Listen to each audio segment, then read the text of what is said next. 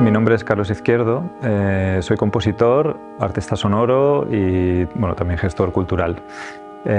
Cuando leí la convocatoria de la Beca Spiritu, me gustó mucho la idea de aportar algo sonoro, ¿no? Algo compositivo y musical a las bases, ¿no? A la idea de crear algo, de crearlo en este lugar, o sea, de crearlo bueno, en el espacio de trabajo de la Masía Santana en el Pobo, pero también vincular Teruel, el Museo de Arte Sacro, que es donde se presentará la pieza, y a partir de ahí trabajar con el sonido de una manera espiritual precisamente y utilizar mucho el aire, ¿no? El espíritu a mí me lleva mucho como a esta cosa de lo etéreo, ¿no?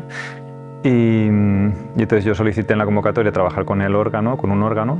En este caso hemos trabajado con el órgano de la Iglesia del Salvador de la Merced. Y nada, mi propuesta consiste en componer, pero además presentar la pieza en una cuadrafonía, en 4 altavoces, que crean una especie de un espacio sonoro que la gente puede navegar, ¿no? Puede caminar y recibir un poco como si estuvieran dentro del órgano y un poco aprovechando las características de nuestra audición, ¿no? Que nuestra audición es aural y recoge el sonido de todas las partes, ¿no? No solo lo que tenemos delante, como la vista, sino también entendemos cuando un sonido está colocado detrás, arriba, abajo. Entonces crear esa especie de esfera en la que el sonido te envuelve y te lleva como a un estado de calma y de meditación y por lo tanto conectado con lo espiritual.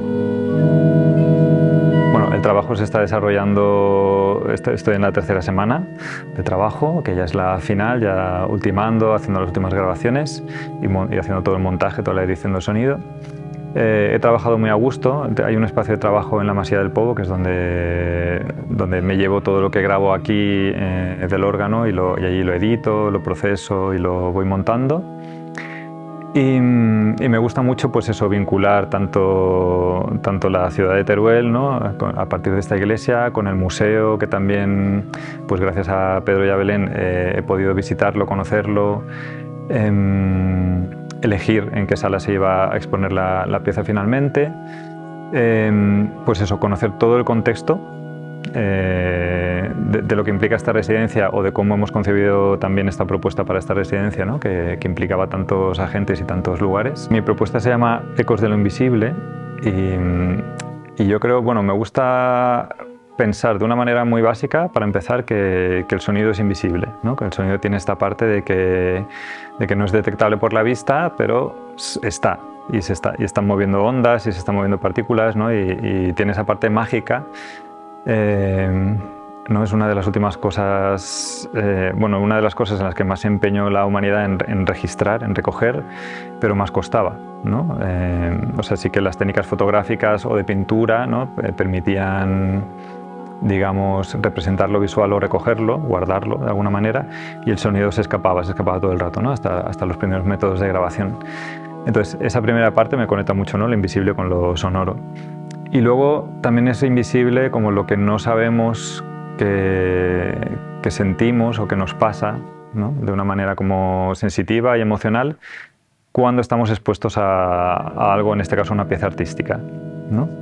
Entonces es invisible, pero algo nos llega, ¿no? Algo nos sucede y va más allá de algo que se pueda explicar incluso a veces con palabras, ¿no? Como que queda en lo sensitivo y tiene esa parte mágica, espiritual, que conecta con lo invisible, precisamente, ¿no?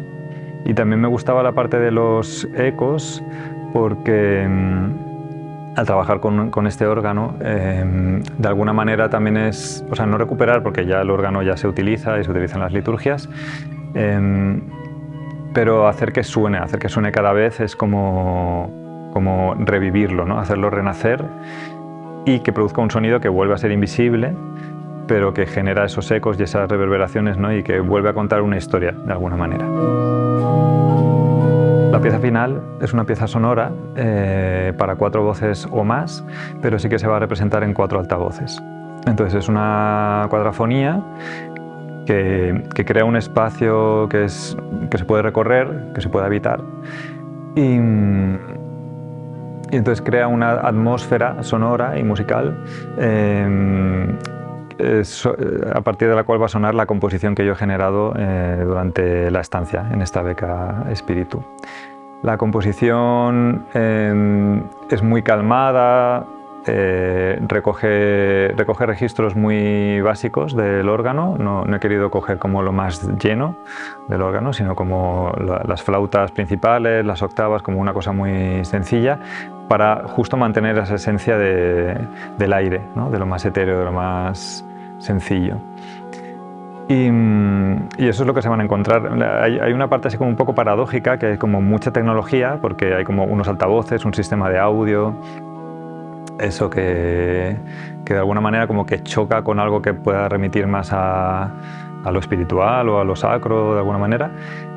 Pero a mí me gusta mucho que convivan esas dos situaciones, ¿no? O sea, un instrumento como que ya tiene un montón de siglos, pero que ha sido recogido por métodos digitales y puesto a disposición de la gente con todos los medios tecnológicos de hoy en día, y hacer convivir esas dos partes a mí me parece que es muy interesante y que es bueno, es lo contemporáneo también, ¿no? Es entender que podemos dialogar con elementos e instrumentos del pasado, pero traerlos al presente y traerlos a otros espacios y como crear con ellos instalaciones sonoras en este caso.